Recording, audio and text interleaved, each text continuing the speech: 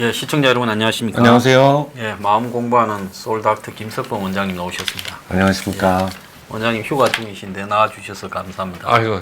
예. 예, 아무튼 제가 어제 이제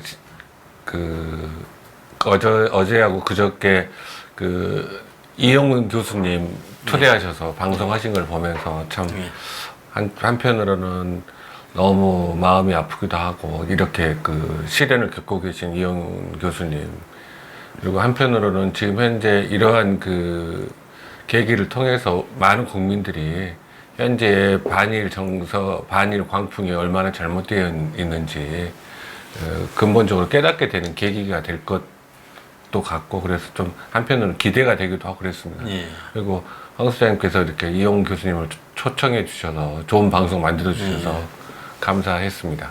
아니 뭐 제가 당연히 할 걸 했는데요. 그래서 이제 우리가 지금 뭐 이번에 이제 한국 콜마 회장, 뭐 윤 회장입니까? 뭐 그분 이야기나 또 무슨 보수의 뭐 한 단체 대표 또 발언 때문에 또 현 여권이 굉장히 또 공격하는 쪽으로 이렇게 몰아가는 소재로 쓰고 있지 않습니까? 그래서 이 정권이 약간만 어떤 이렇게 틈새가 보이면 그 틈새를 가지고 그걸 상당히 악용하고 있기 때문에 이제 제 생각에는 이 반일 프레임을 공격하는 것은 굉장히 논리적이고 이렇게 실정적으로 해야 된다. 그래서 이 무지한 이 친북 좌파들이 이제 논리적이고 실정적으로 입증하는 데서 한계에 부딪히니까 그 다음에 이제 적색 테러로 나오지 않습니까? 그렇죠. 그러니까 이제 그런 부분들을 우리가 참 굉장히 잘 대응해 가야 된다. 이런 부분이 보이고요. 그러니까 이제 막판에 MBC가 스트레이트가 이제 일종의 도발을 유도하려고 이제 카메라를 들이댄 거 아니겠습니까? 그래서 이제 우리 같은 경우에는 이제 그런 식으로 나오게 되면 어떻게 대응할지에 대해서 이제 일종의 이 매뉴얼이 있습니다. 우리는 그렇게 하면 바로 생방송 중계를 들어갑니다. 그래서 생방송 중계로 들어가면 그 사람들이 생방송 중계하는 속에 만약에 MBC 카메라가 그러고 있다면 누가 손해겠습니까? MBC가 손해죠. 그리고 생방송 중계로 들어가서 뭐 예를 들어서 백은종 같은 사람이 온다면 자 경찰한테 빨리 신고하라 하면 사람들이 여러 명이 신고할 거 아닙니까? 그렇죠. 그런데도 경찰이 와서 제대로 대처하지 않으면 이제 누구 책임이 되겠습니까? 경찰 책임이죠. 경찰 책임이 되겠죠. 그래서 뭐 이 미디어의 역할을 그런 느닷없는 봉변에는 최대한 활용해 가야 되겠죠. 그렇죠. 근데 저는 한국 콜마 회장 말씀을 하시니까 그 생각이 딱 떠오르네요. 한국 콜마 회장이 그런 발언을 했다라는 것 때문에 민주당에서 딱 나온 이야기가 국민연기금을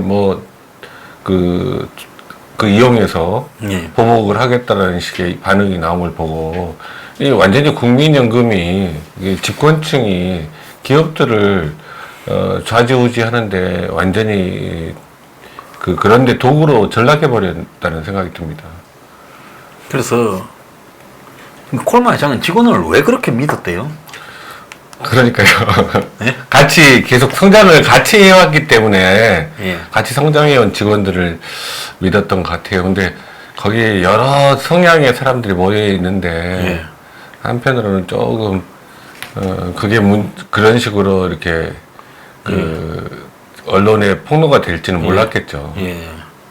어찌됐든 자기 직장에서 지금 한국 콜마 회장이 동영상 내용은 제가 잘 모르겠습니다만 결국은 그거 아닙니까? 한일 관계가 나빠지면 안 된다. 우리 기업의 입장에서 또 그런 이야기를 하려는 내용이었던 것 같은데 아무튼 좀 이렇게 단편적으로 왜곡시키는 선동이 너무 백주대낮에 벌어져서 참 진실을 보려는 눈을 가지고 깨어있지 못하면 휘둘릴 수밖에 없는 상황이구나, 그런 생각이 들었습니다. 그래서 이제 이 방송을 보시는 분들이요. 그 방송의 내용을 가지고 공개적으로 말할 방송, 또 술 먹을 때 친구들하고만 이야기할 방송, 좀 구분을 하셔야 됩니다. 네, 맞습니다. 그걸 그러지 않고 공개적으로 하는 방송에는 거기에 대한 비판도 아주 그냥 논리적이고 실정적이며 또 아주 극단적인 예를 들지 않는 부분을 해야 되겠죠. 그렇죠.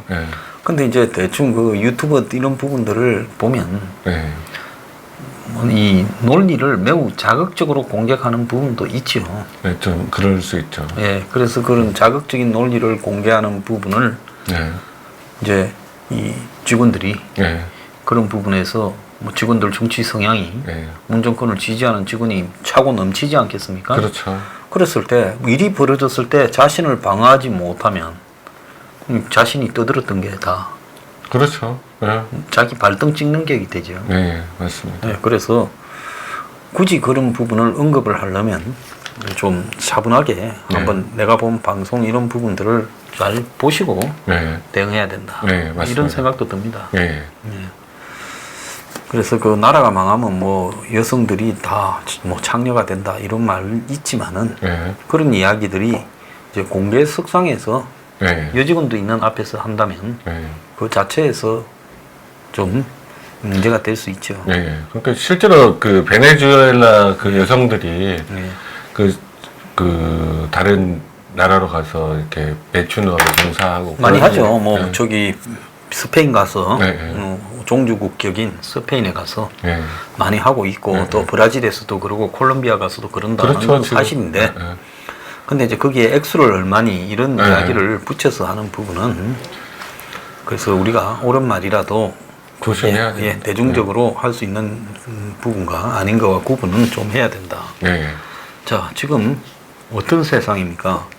방통위원장 후보자라는 사람이 노골적으로 가짜 뉴스는 표현의 자유가 아니라고 들고 놓은 민원연 대변해주던 알고 있습니다. 민원연 변호사 아닙니까?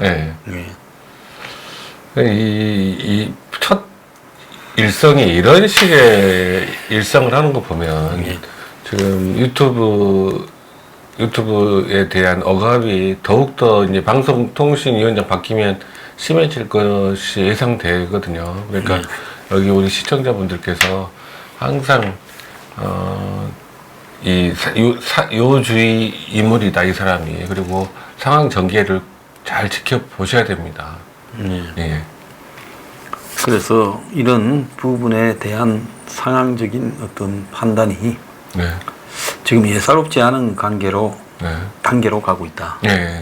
그리고 아마 유튜버를 싹 쓸어버리겠다. 지금 그거 아닙니까? 유튜버가 그렇죠. 사실상 상당수가 가짜라는 거를 거의 암시하고 있잖아요. 그렇죠.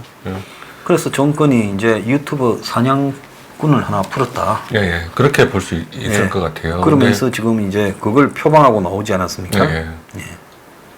그러니까 이효성 방통위원장은 미온적이니까 교체를 해가지고 이 사람에게 그 임무를 맡긴 것 같은 미션을 맡긴 느낌이 듭니다. 근데 이제 잘 지켜봐야죠. 그리고 그 유튜브 심의위원회가 어떤 식으로 활동을 해 나가는지도 예의주시해야 될 필요성이 있습니다.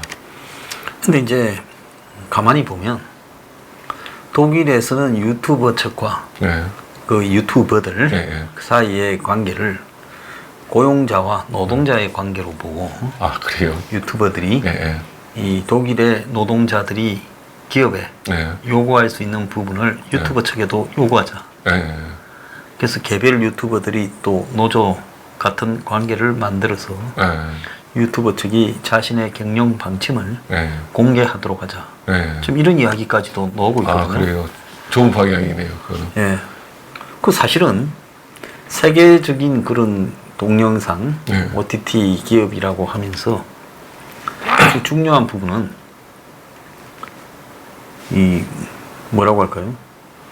자신들이 가지고 있는 원칙이 뭔가를 대중들이 명확하게 알지 못하면 그 또한 거기에 들어가서 방송을 올리는 사람과 그걸 운영하는 사람 사이에 현저한 힘의 격차, 정보의 격차를 가지고 있는 거 아닙니까? 그렇죠. 거기 원래는 유튜버들은 그 유튜브 입장에서 같이 공생 관계인데 그 실제로 유튜브 쪽에 권력이 99대 1 정도 될까요? 그렇게 돼버리니까 유튜버들은 항상 조심스러울 수밖에 없는 입장일 거라고 생각합니다. 그래서 지금 현재 한상혁 같은 사람을 내세워서 네. 청소하겠다고 이렇게 말을 함에도 네. 유튜버들 내부에서 네. 그건 이제 그냥 있어서는 안 되겠다. 어떻게 저런 말을 노골적으로 하고 있냐. 네. 손보겠다는 말이냐. 네. 이런 비판들이 별로 없지 않습니까? 이제 다 나는 혼자 조용히 해서 적당히 살아남을 수 있다. 이런 생각을. 그렇게 생각하면 각계격파돼서 끝나죠. 옛날에 유대인들이 그러다가 다 죽었잖아요. 네. 몽땅 홀로코스트 가서. 네.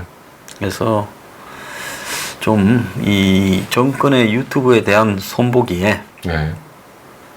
그 대상이라 할 수 있는 유튜버들이 좀 무슨 생각을 하고 있는지 네.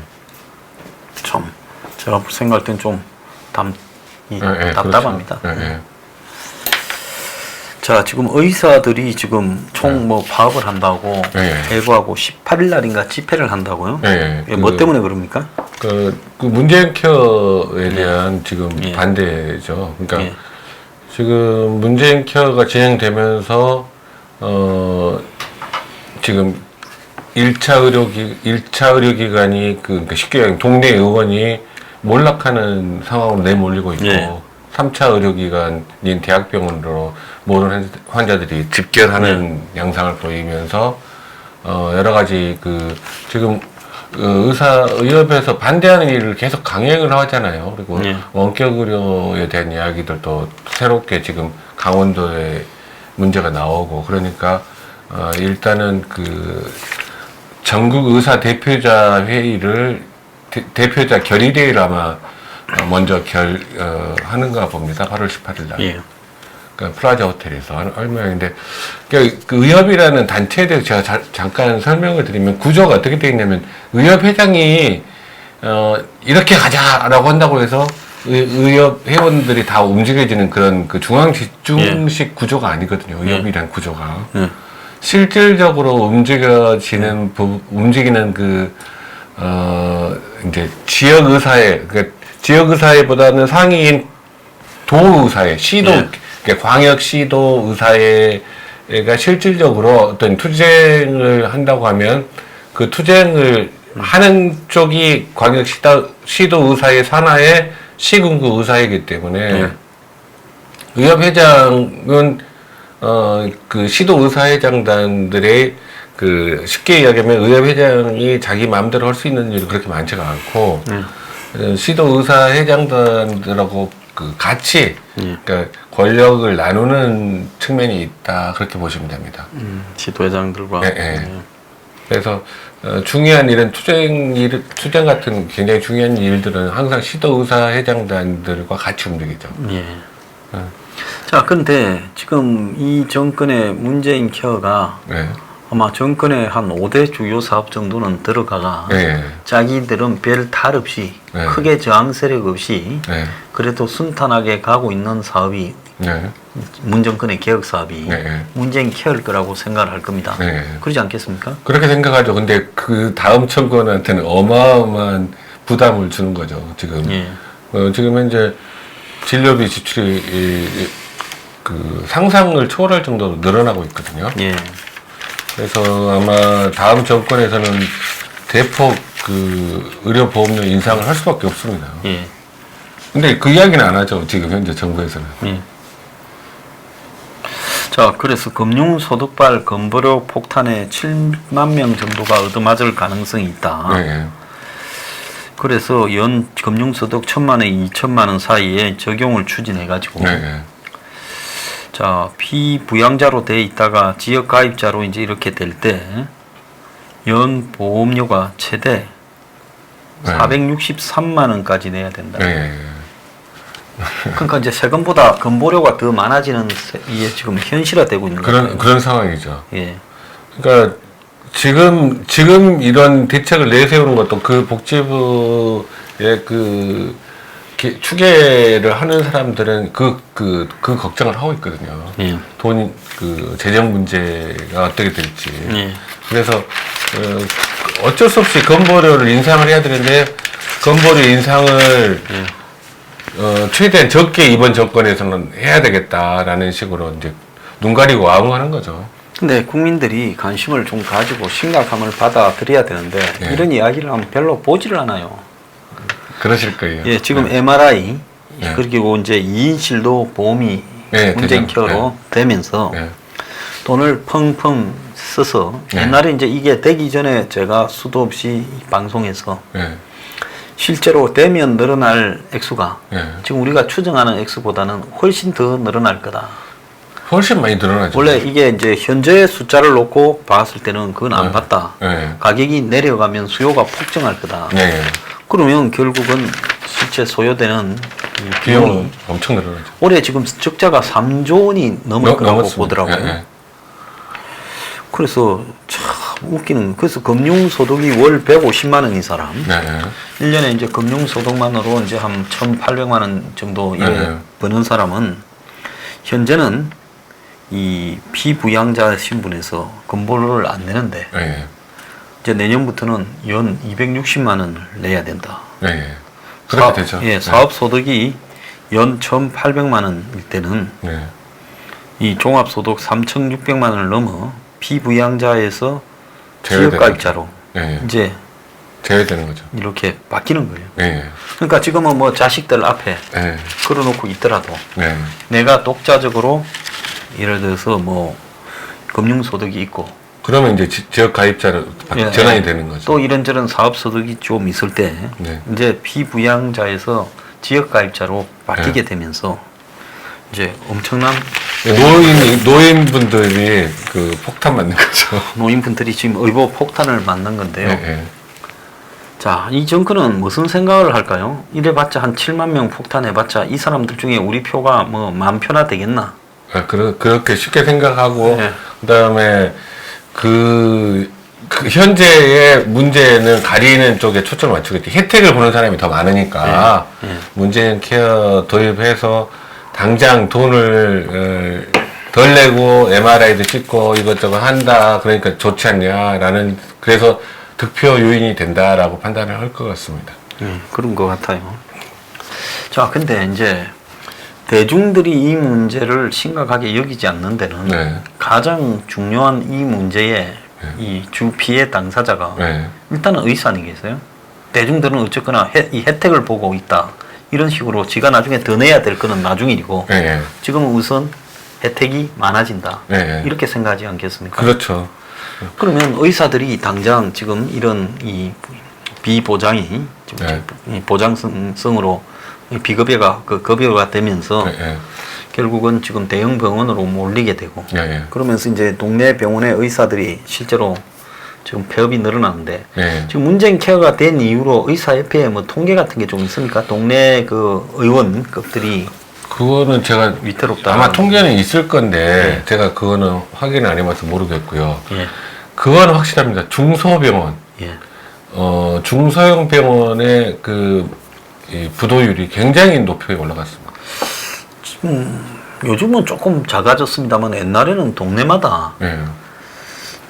뭐 응급실 같은 것도 네, 조그맣게 그러니까 있고 그런 병, 네. 그리고 한 뭐 7, 8층, 5, 6층 되고 네. 입원실도 있고 네. 과도 또 뭐 한 7개나 뭐 이래 되고 네. 이런 병원들이 많이 있었지 않습니까? 그렇죠. 그런 병원들이, 근데 그런 병원들이 지금 최근에 경영난 때문에, 그러니까 최저임금 인상되고, 예.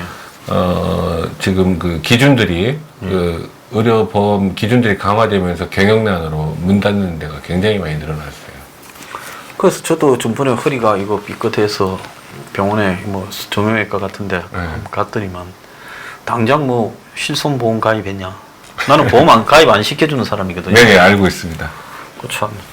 어디 아프면 보험도 가입 안 그러니까 되고. 그것도 이제 저는 이제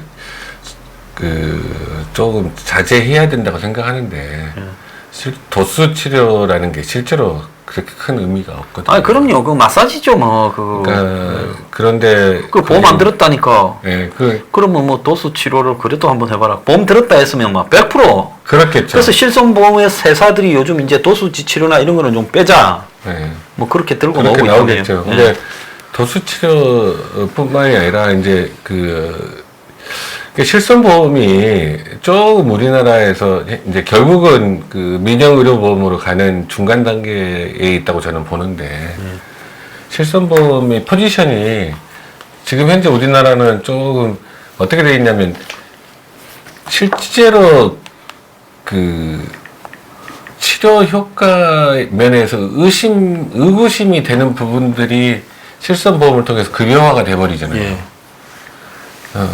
그러면서 이제 그 의료 오남용이 생기는 측면이 없지 않아 있다. 예.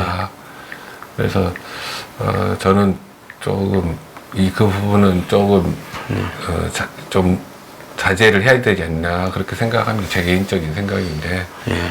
그쵸. 그거 좀 많이 안타깝더라고요. 네. 그런데 미국에 지금 엊그제 네. 충격적인 일이 벌어졌습니다. 그 70대 노부부가요. 네. 저기 의료비 때문에 네. 이 남편이 아내를 살해하고 네. 극단적인 자살을 선택하는 이 경우가 벌어졌습니다. 아, 그래요? 예, 이게 지금 미국의 워싱턴주에 네. 지금 그 벌어진 일인데요. 네. 그 사건 이후에 사람들이 스포트, 이 헬스케어, 네. 스포트 데모크라시 해가지고 피켓을 들고 네. 집회를 하고 했는데 워싱턴주의 한 이 주택가에서 70대 노부부가 이 의료비 부담 때문에 극단적인 선택을 했는데 네. 이 워싱턴주 와컴 카운티 이 펀데일 시의 인근에 사는 브라이언 S. 존스라는 77된 네.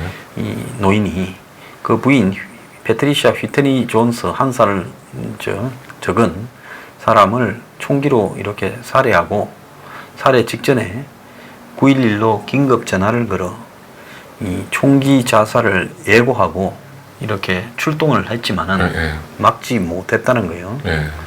그래서 둘 다 가니까 이제 총상을 입고 있었는데 부인을 총으로 쏜 뒤에 자기도 스스로 죽었다는 겁니다. 네. 그래서 부인이 지금 건강이 심각한 상황에서 근데 자신들이 이제 돈이 의료비를 내기에는 턱없이 부족해서 이제 극단적인 자살을 선택했다. 네, 지금 네. 그렇게 지금 알려지고 있습니다. 네. 참 안타까운 일이죠. 네, 우리나라 예. 이제 그 국민건강보험이 그 재정 파탄이 나면 우리나라에서도 충분히 벌어질 수 있는 일이죠. 왜냐하면 국민건강보험이 지금 현재는 괜찮다고 재정상 괜찮다고 그러지만 제일 제가 우려하는 거는 노령 인구의 그 급격한 증가거든요. 예. 그러니까 노령 인구가 급격히 증가하면 의료 이용량 자체가 또 급격히 올라가게 될 수밖에 없어요. 그러니까 일본이 지금 그런 경우에 지금 들어가 있지 않습니까? 그러면 지금 현재 그 20조 그 남는 돈을 적립해 놓은 돈을 그런 데다가 나중에 대비해서 예. 좀 적립을 해 놓고 있어야 되는데 예. 그걸 다 써버리겠다니까요. 이번 정권에서 한 2, 3년 이내까지 다 써버리겠다고 그러니까. 예. 근데 향후에는 점점 더 노령 인구들이 더 많이 늘어나고 예. 이 의료 이용량이 늘어날 텐데 예. 어떻게 재정이 감당이 되겠어요? 재정이 감당이 안 되면 결국은 민영의료보험 체제가 도입될 수밖에 없겠죠. 그래서 미국의 지금 65세 이상의 고령층이 2010년 기준으로 1인당 평균 의료비로 2,232만 원을 지출한다. 네, 미국의 의료보험 이게 큰 문제예요. 네. 자, 어린이의 5배, 경제활동 연령의 3배는 거예요, 노인들이. 네. 그런데 고령층이 의료비 지출액의 65%가량은 미국의 그 이제 메디케어 네. 뭐 이런 게 있지 않습니까? 네.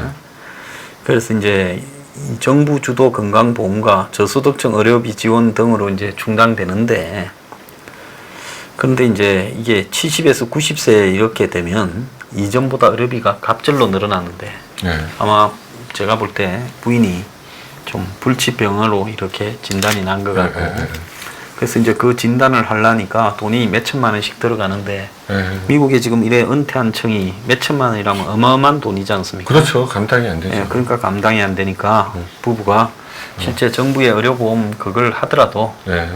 이제 답이 없는 상황으로 내몰리면서 이렇게 자살을 하지 않았냐 이렇게 보이네요. 네.